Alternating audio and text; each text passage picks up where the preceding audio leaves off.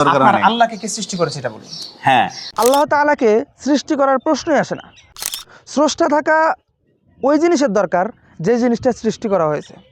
আমি তো মানছি না আল্লাহ বলতে কেউ আছে সৃষ্টি হ্যাঁ। করেছে। আমি তো জানি যে এগুলো কিভাবে হয়, এমনি বিজ্ঞান হয়ে গেছে। হ্যাঁ এমনি হয়ে গেছে, এমনি হয়েছে। তার science, his creation and the system of the universe সব কিছুই তার অস্তিত্বের প্রমাণ করে।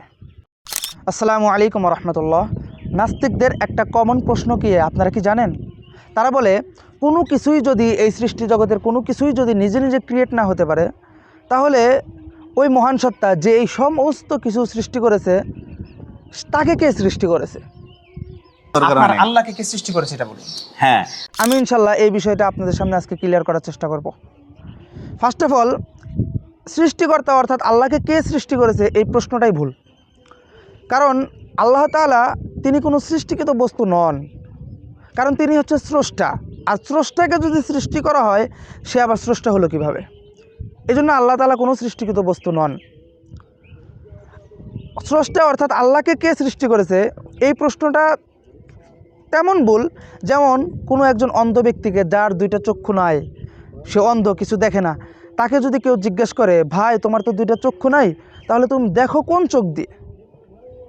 তার তো চোখই নাই, সে তো অন্ধ, তার দুইটা চক্ষু নাই, সে কিচ্ছু দেখে না, সে আবার দেখবে কোন চোখ দিয়ে?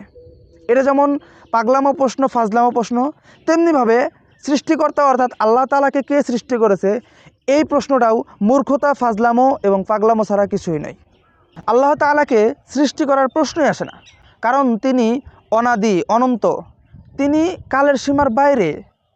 আল্লাহ পাক রব্বুল আলামিন বলেন, হুয়াল আউয়াল ওয়াল আখির ওয়াল যাহির ওয়াল বাতিন ওয়া হুয়া বিকুল্লি শাইইন আলিম। তিনি হলো আদি এবং অন্ত, অর্থাৎ তিনি শুরু, তিনি শেষ, প্রকাশ্য এবং অপ্রকাশ্য, তিনি সব কিছুর জ্ঞান রাখেন। স্রষ্টা থাকা ওই জিনিসের দরকার যে জিনিসটা সৃষ্টি করা হয়েছে। সৃষ্টিকৃত বস্তুর স্রষ্টা থাকা দরকার, কিন্তু আল্লাহ তাআলা তো নিজেই স্রষ্টা, তার স্রষ্টার কোনো প্রয়োজন নেই। তুমি যদি প্রশ্ন করো স্রষ্টা অর্থাৎ আল্লাহকে কে সৃষ্টি করেছে, তাহলে আবার প্রশ্ন আসবে আল্লাহকে যে সৃষ্টি করেছে তাকে কে সৃষ্টি করেছে? এভাবে চলতেই থাকবে। যেমন নাকি কাউকে বলা হলো ককে কে সৃষ্টি করেছে, যদি উত্তর দেওয়া হয় খ, তারপরে আবার প্রশ্ন আসবে খকে তাহলে কে সৃষ্টি করেছে? এভাবে কোনো কিছু শুরুই হবে না। কিন্তু এই সমগ্র বিশ্ব চলতেছে, যার মানে একজন চূড়ান্ত স্রষ্টা আছে যাকে কেউ সৃষ্টি করেনি, সেই স্রষ্টাই হচ্ছেন আল্লাহ রাব্বুল আলামিন। এটাই হলো কসমোলজিক্যাল আর্গুমেন্টের মূল। যার শুরু আছে তার একটি কারণ আছে। এই বিশ্বজগতও চলতেছে, তার মানে এর একটি কারণ আছে, আর এই কারণই হচ্ছে আল্লাহ তাআলা। কোরআন ও হাদিসে তো আল্লাহ তাআলা যে আছেন, আল্লাহ তাআলাকে যে কেউ সৃষ্টি করেনি, এর তো অনেক ব্যাখ্যা, অনেক প্রমাণ রয়েছে, কিন্তু আমাদের নাস্তিক ভাইয়েরা এই প্রমাণগুলোকে বিশ্বাস করে না, তারা যুক্তি চায়। আচ্ছা, আমি একটা যুক্তি দেব একটা ঘটনার মাধ্যমে। আলেমরা সাধারণত এই ঘটনা বর্ণনা করে থাকে, সেটা হচ্ছে ইমাম আবু হানিফা রহমতুল্লাহ আলাইহির। একবার ইমাম আবু হানিফা রহমতুল্লাহ আলাইহিকে প্রশ্ন করা হলো আল্লাহকে কে সৃষ্টি করেছে। অনেক লোকের মাঝে জিজ্ঞেস করা হলো। তখন ইমাম আবু হানিফা রহমতুল্লাহ আলাইহি বলেন, এই মজমার মধ্যে এমন কেউ কি আছে যে ভালো করে অঙ্ক করতে পারে, অঙ্ক কষতে পারে? তখন একজন লোক বলল, হ্যাঁ আমি আছি, আমি ভালো করে অঙ্ক কষতে পারি। তখন লোকটিকে বলল, তুমি এক থেকে গণনা শুরু করো, এক থেকে কাউন্ট করা শুরু করো। তখন সে এক থেকে কাউন্ট করা শুরু করলো, 1 2 3 4 5 6 7 8 9 10। এরপরে আবু হানিফা রহমতুল্লাহ আলাইহি বলেন, থামো। ওনাকে থামিয়ে দিলেন। তারপরে লোকটিকে বললেন যে তুমি উল্টা দিক থেকে কাউন্ট করা শুরু করো। তখন লোকটি উল্টা দিক থেকে কাউন্ট করা শুরু করলো, 10 9 8 7 6 5 4 3 2 1। এরপরে লোকটি থেমে গেল। ইমামে আজম রহমতুল্লাহ আলাইহি বলেন, তুমি থামলে কেন? তোমাকে তো আমি থামতে বলিনি। তারপর ওই লোকটি বলল, এরপরে আর কিছুই নেই। তখন ইমাম আবু হানিফা রহমতুল্লাহ আলাইহি বললেন, আল্লাহ তাআলার পরেও কিছু নেই। সামান্য সংখ্যা দিয়ে যদি তুমি বিবেচনা না করতে পারো, যদি তুমি গণনা না করতে পারো যে এরপরে কি আছে, তাহলে ওই মহান সত্তা যিনি এই সমগ্র বিশ্ব সৃষ্টি করেছেন, সব কিছু সৃষ্টি করেছেন, যিনি সমস্ত কিছু কন্ট্রোল করতেছে, তুমি কিভাবে বুঝবা যে তার আগে কি আছে? তোমার মাথায় আল্লাহ তাআলা এই জ্ঞান দেননি, তাই তুমি এই প্রশ্ন করো যে আল্লাহ তাআলাকে কে সৃষ্টি করেছে?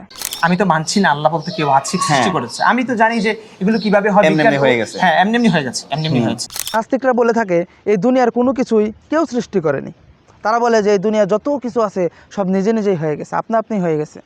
এখন আমি যদি আপনাদেরকে একটা কথা বলি যে রাস্তা দিয়ে একটা প্রাইভেট কার যাইতেছে, যার কোনো ড্রাইভার নাই বা অন্য যে কন্ট্রোলিং সিস্টেম আছে গাড়ি চালানোর, সেগুলো কিচ্ছু নাই, সেই গাড়িতে কিচ্ছু নাই, সেই গাড়িটা সঠিক রাস্তায় চলতেছে। আপনারা কি আমার কথা বিশ্বাস করবেন? কখনোই করবেন না। কারণ কি, সেটা একটা গাড়ি, তার জন্য একটা ড্রাইভার বা যে কোনো কন্ট্রোলিং একটা সিস্টেম থাকতে হবে, তাছাড়া সেই গাড়ি নিজে নিজে চলতে পারবে না।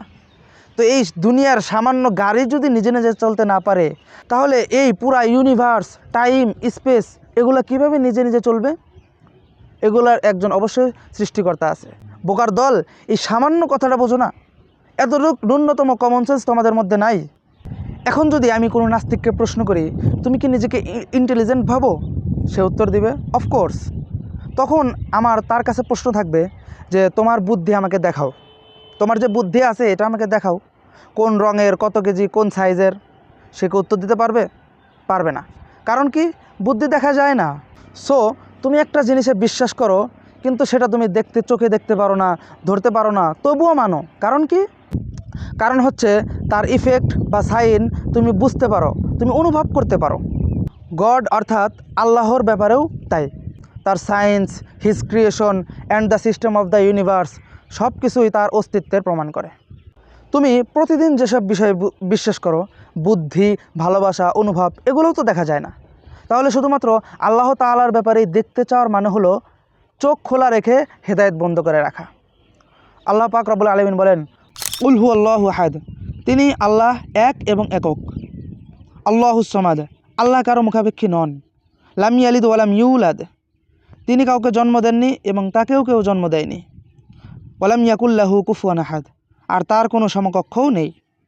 তাই জন্য হে প্রিয় নাস্তিক ভাইরা, আপনাদেরকেই বলতেছি, আপনাদেরকে আল্লাহ তাআলা যথেষ্ট পরিমাণ জ্ঞান দিয়েছেন, আপনার যথেষ্ট পরিমাণ বুদ্ধিমান, কিন্তু এই বুদ্ধি দিয়ে ইহুদিদের দালালি না করে, তাদের চামচামি না করে আল্লাহ তাআলার একত্ববাদকে বিশ্বাস করুন। কারণ আপনারাও জানেন আল্লাহ তাআলা এক এবং অদ্বিতীয়। আল্লাহ তাআলা আমাদেরকে সকলকে দিনের সঠিক পথে রাখুন। আল্লাহ তাআলা আমাদের সকলকে দিনের সঠিক বোঝার তৌফিক দিক। আমিন। এখনও যারা আমার চ্যানেলটি সাবস্ক্রাইব করেননি এবং ফেসবুক পেজটি ফলো করেননি, অতি দ্রুত ফলো করে দিন। সুন্নাহ লাইফ গ্লোবালের পাশেই থাকুন। ভালো থাকুন, সুস্থ থাকুন। আসসালামু আলাইকুম ওয়া রাহমাতুল্লাহ।